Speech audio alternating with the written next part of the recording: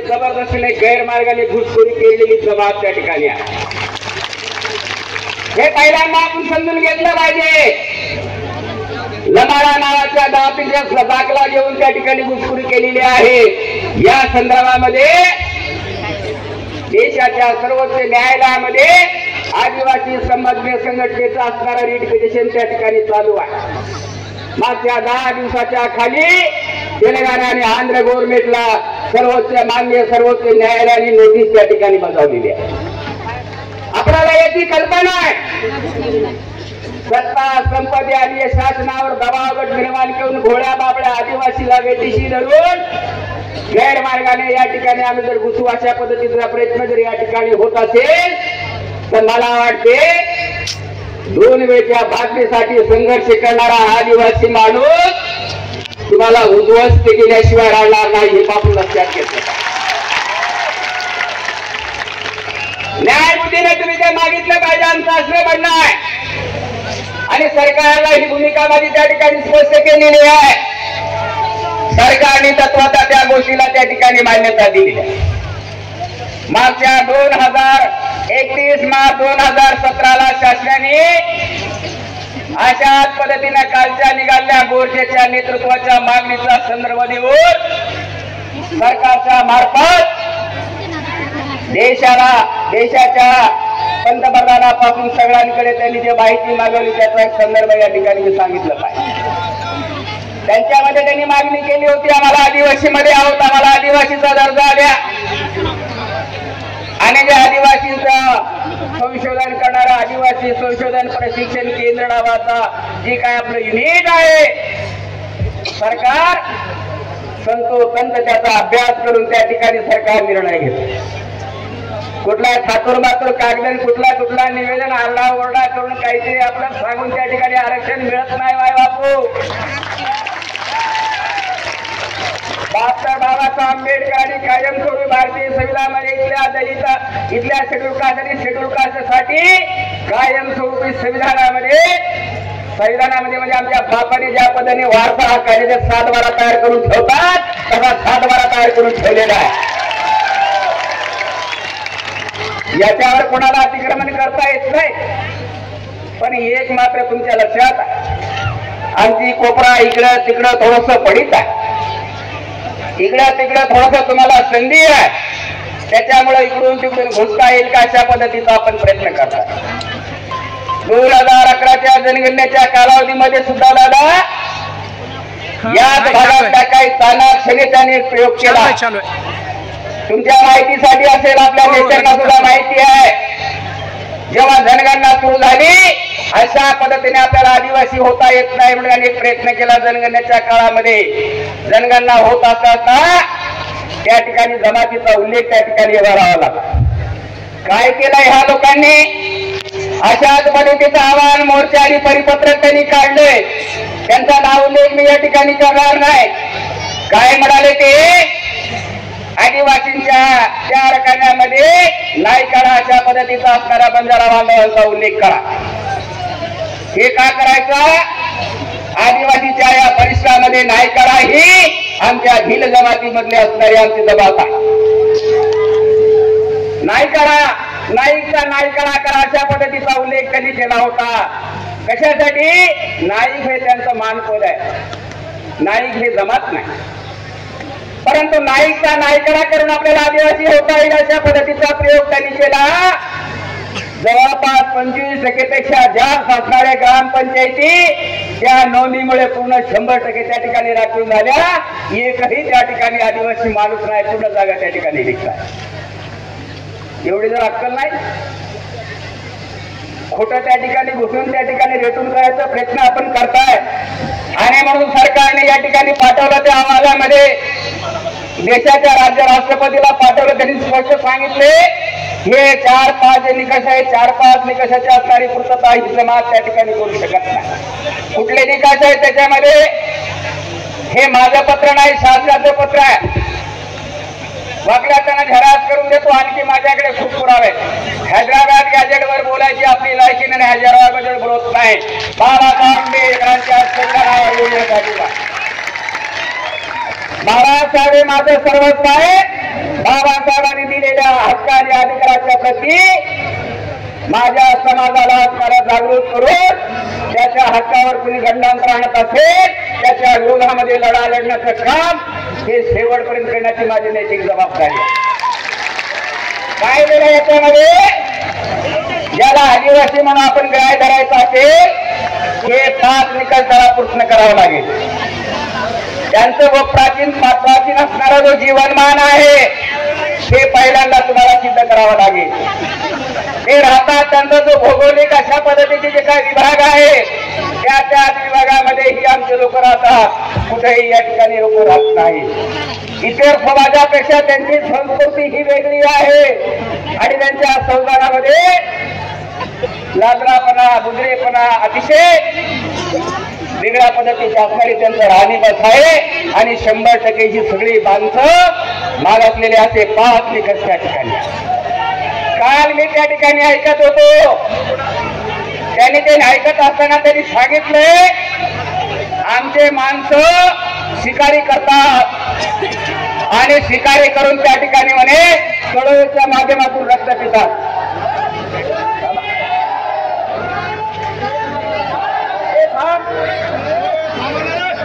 आता हे रक्त पितात हा काय निकष आहे? कोणता आदिवासी माणूस रक्त पिते? त्या माणसाची अवलाद आहे की नाही रक्त पिराय तुम्ही? ज्या जंगलामध्ये ज्या हिंस्र प्राण्यांच्या सोबत वाघाशी मुकाबला करणारा आदिवासी माणूस, वाघाच्या छातीवर बसून स्वतःचं संवर्धन करणारा आदिवासी माणूस आणि त्याला निकषामध्ये बसायसाठी आमचे माणसं आदिवासी होण्यासाठी रक्त पितात. कशासाठी रक्त पितात? माणसं इतके रक्त पितात. रक्त प्यायचं सांगितलं का आदिवासी होण्यासाठी? म्हणजे हा एक निकष आहे. आणि या पत्रामध्ये रक्त पिणारा आदिवासी होतो असं कधी लिहिलेलं नाही. म्हणजे अशा पद्धतीचे काहीतरी खोटे नाटे करून या ठिकाणी ह्या लोकांनी आपल्यामध्ये घुसण्याचा प्रयत्न या ठिकाणी केलेला आहे आणि करत आहेत. यासाठी आपण सजग केलं पाहिजे. या पलीकडे जाऊन बांधवांना आपण लक्षात घेतलं पाहिजे. 1976च्या नंतर जे काय संशोधन या संविधानामध्ये केल्यात आलेलं आहे, काही जाती त्या ठिकाणी टाकण्यात आलेल्या आहे, त्याच्यामध्ये सुद्धा या जमातीचा कुठल्याही प्रकारचा उल्लेख त्या ठिकाणी नाही. याचा उल्लेख या ठिकाणी मी केलेला आहे. कुठल्याही प्रकारची पूर्तता न करता 1976 मध्ये ही लोक लमाडा या नावाने जातीचे दाखले काढतात. त्याचा असणारा सर्वोच्च न्यायालयामध्ये पिटिशन चालू आहे. चांगलं आहे तुम्ही जे केले ते आम्ही बघू. आता ते काय म्हणतात आणि मूळ आदिवासींच्या आरक्षणाला धक्का न लागता आम्हाला वेगळं आरक्षण आदिवासी मध्ये पाहिजे. अरे असं कसं? एकीकडे आम्हाला आदिवासीचं आरक्षण पाहिजे म्हणता, दुसऱ्या बाजूने तुमच्या 60% आरक्षण आम्हाला नको आहे. तुमच्या आरक्षणाला आम्ही धक्का लावणार नाही. म्हणजे हे दुहेरी भूमिका काय? पण त्यांना फक्त माहिती आदिवासीचा दर्जा त्यांच्या ओबीसीचे असणारे जे काय 3% जे आरक्षण आहे त्याला आपल्यामध्ये जर समानता जर दिली बाकीच्या दृष्टिकोनातून त्याला हळूच घुसता येईल अशा पद्धतीचा त्यांचा प्रयत्न आहे. आणि म्हणे हे प्रश्न होता का नाही म्हणून तुम्ही आधी सगळ्या लोकांनी हा टप्प्यात आपला आक्रोश मोर्चा या ठिकाणी मला वाटतं काढला. आम्हाला तुमचा विरोध नाही. तुम्हाला स्वतंत्र आरक्षण पाहिजे. कशासाठी पाहिजे? आता कुठं माणूस कुठल्या तरी गावचा असणारा छोटा मोठा कर्मचारी त्या ठिकाणी व्हायला लागलाय. आरक्षणाच्या माध्यमातून थोडं बहुत शिकून पुढे यायला लागलाय. थोडीशी आर्थिक सुरक्षा आमच्या माणसामध्ये थोडी बहुत यायला लागली. हे आता सेल्ले यांच्या मनामध्ये त्या ठिकाणी येते. परंतु अनेक बॅकलॉग त्या ठिकाणी शिल्लक आहे. 1976च्या नंतर तुम्हाला यादी तुम्हाला देऊ शकेल. UPSC आणि IPSC साठी झालेल्या ज्या मोठे जे पद आहेत त्या पदामध्ये गैरमार्गाने घुसखोरी करून या लोकांनी त्या ठिकाणी बहुतेक पद त्या ठिकाणी बळकावलं. म्हणजे अशाच पद्धतीने महाराष्ट्रामध्ये सुद्धा आपल्याला घुसता येईल अशा पद्धतीचा प्रयत्न ही काही मंडळी या ठिकाणी करतात. आणि म्हणून याला आमचा विरोध आहे. आम्ही सरकारला या ठिकाणी सांगतो. आणि म्हणून बंधूंनो जे लोकूर समितीने जे सांगितलंय या निकषामध्ये त्या ठिकाणी माजी न्यायमूर्ती लोकूर न्यायमूर्ती त्याच्या हाताखाली समिती होती. ते बापट समितीचा उदाहरण देतात. न्यायमूर्ती अग्रवालचं उदाहरण देतात.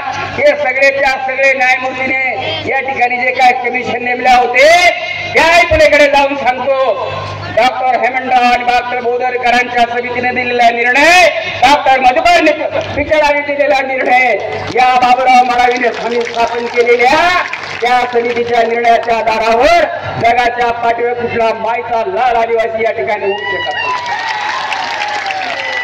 हे त्यांचे काय तोडवर या ठिकाणी सांगू शकतो. जोपर्यंत बाबासाहेबांचं संविधान आणि बाबासाहेब आपल्या सोबत आहे तोपर्यंत तुम्हाला कोणाला या ठिकाणी घुसता येत. काही ठराविक लोकांना हाताशी धरून तुमच्या आमच्या मनामध्ये बुद्धिभेद करण्याचं काम या ठिकाणी सुरू झालंय. सत्ताधारी पक्षाचे सत्ताधारी आमदार कसं काय बोलतील? सत्ताधारी पक्षाचे मला सरकारला सांगणं आहे, सत्ताधारी पक्षाचे मंत्री सुद्धा समाजासाठी भांडतायत.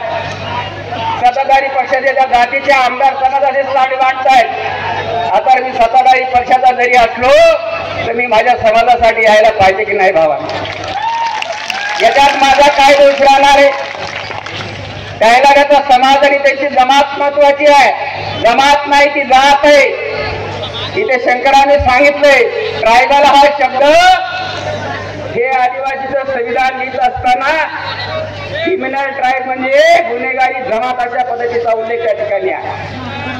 संविधान होत असताना किंवा संविधानाच्या अगोदर दिली ट्रायबल जरी असलं तर ट्रायबल हा शब्द या ठिकाणी अंतर्भूत नाही, अनुसूचित जाती जमाती अशा पद्धतीचा शब्द त्या ठिकाणी आहे. म्हणजे बुद्धिभेद करून त्या ठिकाणी आमच्या मनामध्ये असुराची भावना निर्माण करू नका. आमच्या मनामध्ये भयाव अशा परिस्थिती निर्माण होईल. आता आम्ही जे सगळं काही करतो अशा पद्धतीचं करतो. परवा कुणीतरी एक पत्र त्या ठिकाणी लिहिलेला आणि आमच्या आदिवासीच्या लोकांनी त्या पत्राच्या संदर्भामध्ये थोडीशी गडबड गोंधळ केलाय. त्याचा दुधाभिषेकच्या लोकांनी केला. दुधाभिषेक करत असताना त्यांनी सांगितलंय आम्ही आदिवासी मध्ये आहोत, आदिवासी म्हणून आम्हाला दर्जा द्या म्हणून आमच्या लोकप्रतिनिधीने निवेदन दिल्यानंतर ही आदिवासी माणसं त्याच्या दादागिरी करतात. आम्ही आदिवासी आमदाराच्या घरात घुसलो. ज्यांनी कुणी असं सांगितलं असेल त्याला सांगितलं पाहिजे, अरे घरात काय घुसतो बाबा, तू सांग तिथं मी स्वतः एकटा आहे, तो समाजाला यायची गरज नाही.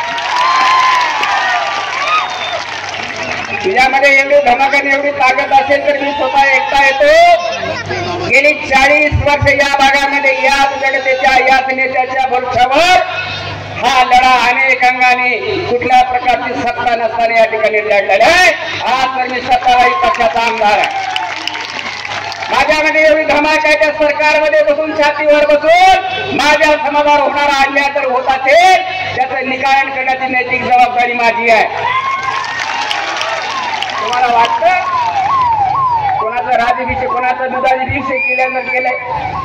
जे 50-60 आमदारांनी आणि खासदारांनी जे काय पत्र दिले भावांना हे सगळे पत्र फोटोकॉपी आहे. एकच पत्र आहे. एकानं कुणातरी टाईप केले मताच्या राजकारणासाठी, यांना सोडण्यासाठी त्यांनी दिलेले पत्र. या पत्राने आपण घाबरून जाण्याचं काही कारण नाही. ज्या पद्धतीने आपण आपल्या हक्कासाठी आपल्या न्यायासाठी सातत्याने सजग राहून या ठिकाणी आपण लढतो आहोत, हाच लढा या ठिकाणी आपल्याला कायम भविष्यामध्ये ठेवायचा आहे. आता या ठिकाणी सांगत असताना सगळ्या नेत्यांनी सांगितलेलं आहे. मी सुरुवातीला मीडियावाल्यांना सुद्धा सांगितलंय, हजारो मीडियाचे, प्रिंट मीडियाचे, इलेक्ट्रिक मीडियाचे सगळे बांधव आहे. मी कोणाचा अवमान होईल असं काही बोलत नाही. आमच्या हातावर सुंदर अतिक्रमण करण्याचा प्रयत्न केलं तर अजिबात आम्ही त्या ठिकाणी खपून घेणार नाही. आज होणारी आपल्या समाजाच्या संदर्भात राज्याची एक बैठक होती. ती बैठक आपल्या मोर्चासाठी आपण पुढे केली. उद्याची बैठक होते. या बैठकीमध्ये भावानं एक लक्षात घेतलं पाहिजे, त्यांनी समजून घेतलं पाहिजे. माझ्या भावाचा आंबेडकरांनी एवढी मोठी व्यवस्था या देशामध्ये करून ठेवलेली आहे, काहीला त्याचा वापर करता आला नाही. भीमराव चरणला बाकीचं सांगायची आवश्यकता नाही. ज्याचा जन्म या निळ्या झेंड्याखाली झालाय त्याला जागीचं शान पण सांगायची आवश्यकता नाही. घुसण्याचा विचार करूच नका. सत्ता नसताना माझ्याकडे गणमॅन होते, सगळेच होते. आणि ही माझी जी फौज आहे भावांना, मी जर नुसता आवाज दिलाय त्या उकळामध्ये चटणी कुकल्यासारखं कुकतील आपल्याला सगळ्या लोकांना. काळजी करू नका. या सत्तेमध्ये येण्याच्या अगोदर आपण मुंबई सारख्या ठिकाणी सुद्धा 10 लाखाचा मोर्चा त्या ठिकाणी काढू शकतो. हे महाराष्ट्रातल्या सत्ताधारी लोकांनी बघितलेला आहे. आणि म्हणून हे त्या क्रांतिकारांचा असणारा किनवट माऊलचा भाग आहे. त्याच्यामुळे बांधवांना आपण काळजी करण्यातून घाबरून जाण्याचं काही कारण नाही. तुमच्या हक्काला कोणी या ठिकाणी हात लावणार, परंतु जागरूकता तुमच्या ठिकाणी राहावं लागणार आहे. यांची मस्ती, यांची मस्तवालपणा त्यांना गावचा सरपंच व्हायचा आहे. त्यांच्या पेशामध्ये नोकरी त्यांना पाहिजे आहे. आणि तुम्ही बाजूला सगळा पहिला दर्जा घेऊन आपल्या आश्रमशाळेसारख्याच आश्रमशाळेमध्ये आपल्याला प्रवेश घ्यायचा आहे. बाकीच्या वेगवेगळ्या सवलती त्यांना लाटायच्या आहेत आणि ते आपल्या साथमध्ये घुसायचं ना असं नाटक करून तुमच्या भूखंडीवर बसायचा अगोरी प्रयत्न हे लोक करतायत. आणि म्हणून डोळ्यात तेल घालून तुम्हाला मला आता हे जागली करायचं. हे जागली करण्याची तुमची आमची सगळ्यांची नैतिक जबाबदारी आहे. विचारपीठावर असलेले आम्ही जरी वेगवेगळ्या पक्षाचे वेगवेगळ्या विचाराच्या या समाजामध्ये काम करणारे नेते जरी असलो तर समाज म्हणून आम्ही सगळे एक आहोत. आणि आपली भूमिका आहे एक तीन सब आदिवासी. म्हणून आपण काय म्हणतो, आपला पालन करता आपला सर्वस्व कोण असेल तर विश्वनाथ डॉक्टर बाबासाहेब आंबेडकर. काल असणाऱ्या माहूरच्या दर्शनासाठी आमचे ज्येष्ठ वकील मित्र त्या ठिकाणी आहेत. ज्येष्ठ वकील मित्रांनी सांगितलं की याला आरक्षणाला देता येते. कालच्या 2024ला वर्गीकरणाचा जो निर्णय झाला त्याच्या आधारावर यांना आदिवासी होत आहे. भावाला माझी विनंती आहे, या 2 वेळच्या भाकरीसाठी संघर्ष करत असताना, तेवढं मोठं होत असताना बाबासाहेबांच्या पुण्यामध्ये कायद्याचा मोठा अभ्यासक आणि मोठा माणूस आलेला आहे. बाबा रे, तुला माझी विनंती आहे, या मूळ आदिवासीच्या हक्काला त्या ठिकाणी गालबाट लागेल, त्यांचं अतिक्रमण होईल अशा पद्धतीचं काही चुकीचं त्या ठिकाणी बोलू नका. तुला माहित आहे कोणाच्या तर खुशीसाठी, कोणाच्या तर समाधानासाठी असं चुकीचं स्टेटमेंट देऊन या मूळ आदिवासीच्या मनामध्ये भीतीचं वातावरण निर्माण करण्याचं काम करू नये.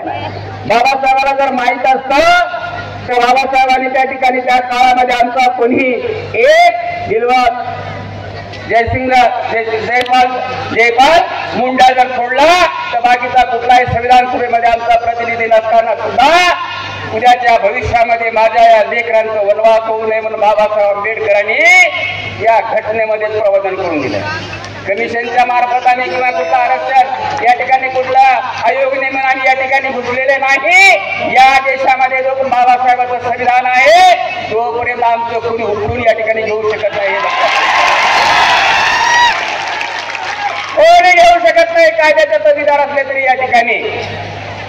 बस दुसऱ्या बाजूने काय म्हणतात, कर्नाटकामध्ये आम्हाला 1 दर्जा आहे, तेलंगणामध्ये 1 दर्जा आहे, राजस्थानमध्ये 1 दर्जा आहे. अरे मागानं समाज दर्जा आम्ही कुठे म्हणायला, आमच्या बोकाटीवर बसायचं काय काम आहे? आमच्या मागे कशाला लागले कारण नसताना तुमचं तुम्ही मागात कोण नको म्हणायले. आणि आता दुरुस्ती केली आता त्याच्यामध्ये, आता आम्ही तिसरी नाही 5वी स्थिती करून घ्या असं काय म्हणणं नाही. म्हणजे ही जे पद्धत आहे जसे जमेल तशा पद्धतीचं आज काय परिस्थिती आहे, केवळ तुम्ही आमच्यामध्ये घुसखोरी करण्याचा प्रयत्न, या सरकारवर दबाव टाकून करण्याचा प्रयत्न सुरू केल्याबद्दल एका 5-6 दिवसाच्या काळामध्ये संपूर्ण विदर्भ आणि मराठवाड्यामधला मूळ आदिवासी माणूस कंबर कसून त्याच्या हक्काच्या रक्षणासाठी त्या ठिकाणी रस्त्यावर उतरलेला. कुठली व्यवस्था नाही, कुठली वाहनं नाही, कुठले पायाजुक्त याच्या पाठीमागे नाही, तरी सुद्धा लाखोच्या संख्येने या ठिकाणी. काल मी पुण्याहून येत असताना मला एका हॉटेलमध्ये एका कार्यकर्त्याने न बोलता बोलून गेलाय. त्याला माहित नाही कोण होतो त्यांनी. तो म्हणत होता इतका मोठा मोर्चा त्या किनवट मध्ये झाला, त्या किनवट माहूर भागातला आदिवासीला घाम सुटला. अरे आम्हाला कशाला घाम सुटते? आता तुमची कशी घाम, तुमची कशी वाट लावायचं आम्ही ठरवू.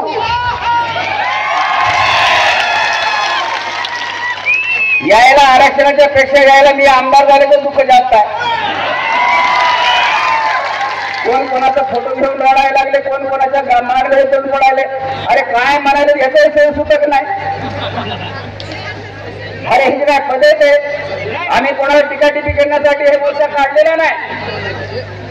या बाबासाहेबांनी आम्हाला एवढं मोठं संरक्षण या ठिकाणी दिलेलं आहे, त्याचं संवर्धन करण्यासाठी जोपर्यंत आमचं सर्वच बाजूने या मुख्य प्रवाहात येण्याइतपत आमची जोपर्यंत होत नाही तोपर्यंत याचा आम्ही सर्वसाधारण हक्काचा अबाधित राहण्यासाठी म्हणून हा आंदोलन सातत्याने या ठिकाणी ठेवणारे सरकार कोणाचा म्हणून भावानं या ठिकाणी तुम्हाला निश्चित सांगतो सरकार म्हणून या राज्यामध्ये जी काय 22-24 आपले आमदार आहेत 4 खासदार आहेत त्यांची स्वतंत्र भारतीय संविधानाने राज्य स्तरावर एक सल्लागार परिषद त्या ठिकाणी दादा दिलेली आहे। सल्लागार परिषदेचा निर्णय झाल्याशिवाय छोटे हो तुम्हाला कोणाला इथे येता येत नाही याचं तर भान असायला पाहिजे। एवढं पाहिजे तज्ञ स्वतःला समजून घेता जोपर्यंत सल्लागार परिषदेचे मध्ये निर्णय झाल्याशिवाय इथून जेव्हा केंद्राकडे जाईल केंद्र त्या ठिकाणी ठरवेल तिथली आमची जमात केंद्रात असताना आयोग असेल आयोगाच्या नंतर राज्यपालाकडे जाईल राज्यपालाच्या नंतर हे सगळं करेल राजाच्या हातात काय बावन्न आहे का तुम्हाला द्यायचं सरकार कुठले या ठिकाणी आरक्षण मागून लोकांना धमक्या द्या सुटले घटना करायला तुम्ही या ठिकाणी कमी लेखताय। भारतीय संविधान निर्माण होण्याच्या अगोदरचा असणारा तुमचं जो गॅजेट आहे 1881 असेल 1902 असेल किंवा 31 असेल हे का बाबासाहेबाला काय गॅजेट काय माहित नव्हतं त्या काळामध्ये बाबासाहेब काय येडे होते बाबासाहेबांना समजत नव्हतं या लोकांना कुठल्याला आरक्षण दिलं पाहिजे। मानवाच्या शास्त्रज्ञाच्या दृष्टिकोनातून देशामधल्या ज्या काय परिशिष्टांमधले 7 ते 22 जमाती या ठिकाणी निर्माण केलेल्या आहेत त्यापैकी महाराष्ट्रातल्या असणारे 47 जाती त्यांची वेशभूषा राहणीमान त्यांच्या देवमान्याच्या पद्धती आणि संपूर्ण त्याचं असणारं विवरण त्या ठिकाणी दिलेलं आहे। याचं भान बाबासाहेबाला माहित नाही बाबासाहेबांचा अवमान करताय बाबासाहेबांचा आधार घेऊन या ठिकाणी मूळ आदिवासीवर अन्याय करताय हे कदापि या ठिकाणचा मूळ आदिवासी सहन करणार नाही भावांनो हे आपण निश्चित या मोर्चाच्या माध्यमातून याला सांगतो। आणि सरकारला माझी विनंती आहे आज ही आमची असणारी आंधी आहे छोटीशी लहान हे लहानचा असणारा आपले छोटासा प्रयोग या ठिकाणी होते आहे उद्या जर खरा असताना जर अशाच पद्धतीने प्रत्येक वेळेस आमच्या आरक्षणाच्या माध्यमातून आम्हाला डंक मारण्याचा प्रयत्न जर केला तर संपूर्ण महाराष्ट्रामध्ये इस्कूल लावल्याशिवाय आम्ही स्वस्त बसणार परिणामाची चिंता आम्ही या ठिकाणी करणार नाही। सत्ता आणि संपत्तीच्या भरोश्यावर राजकारणाच्या कामासाठी म्हणून सरकारवर दबाव आणून चुकीचा निर्णय या ठिकाणी सरकार घेत असेल हे सुद्धा आम्ही मान्य करणार नाही। पण एक मात्र तुम्हाला भावानं सांगतो सरकार 100% मूळ आदिवासींच्या बाजूने राहणार आहे याबद्दल माझ्या मनामध्ये शंका नाही। जर तसे निर्माण झालं तर समाजाचा घटक म्हणून मी तुमच्या सोबत आहे एवढंच या प्रसंगी आपल्याला शब्द देतो। आणि अनेक आंदोलनामध्ये कुठल्याही प्रकारची अपेक्षा न ठेवता उपासी तपासी राहून न्यायबुद्धीने न्यायाच्या हक्कासाठी म्हणून आपण गेली अनेक वर्ष संघर्ष आपण करतात। हा संघर्ष हा उलगलाट बिरसा मुंडाचा उलगलाट बाबासाहेबांचा आशीर्वाद सोबत घेऊन आपल्याला पुढे जायचं आहे। हे जर आपण करू शकलं नाही तर उद्याची पिढी आपल्याला माफ करणार नाही याची डोळ्यात तेल घालून आपण काळजी घ्यायला पाहिजे। अशा पद्धतीची आपल्या सगळ्या गुणापेक्षा व्यक्त करतो। मोठ्या संख्येने आपण आलात त्याबद्दल तुमचा मनापासून या ठिकाणी आभार व्यक्त करतो। अतिशय शांत पद्धतीने कुठेही गालबोट लागणार नाही अशा पद्धतीची काळजी घेऊन आपण प्रतीच्या प्रवासाला जावा अशा पद्धतीचे या ठिकाणी आवाहन करतो। सर्व सकल समाजाच्या सर्व मान्यवर नेत्यांचं मीडियांचा सगळ्यांचा या ठिकाणी मनापासून या ठिकाणी आभार व्यक्त करतो आणि माझे 2 शब्द या ठिकाणी थांबवतो। जय भीम, जय सेवा, जय भारत, जय महाराष्ट्र। तुम्ही पाहत आहात महाराष्ट्राच्या कुशीतलं GK न्यूज मराठी, सात जनतेची, भूमी महाराष्ट्राची।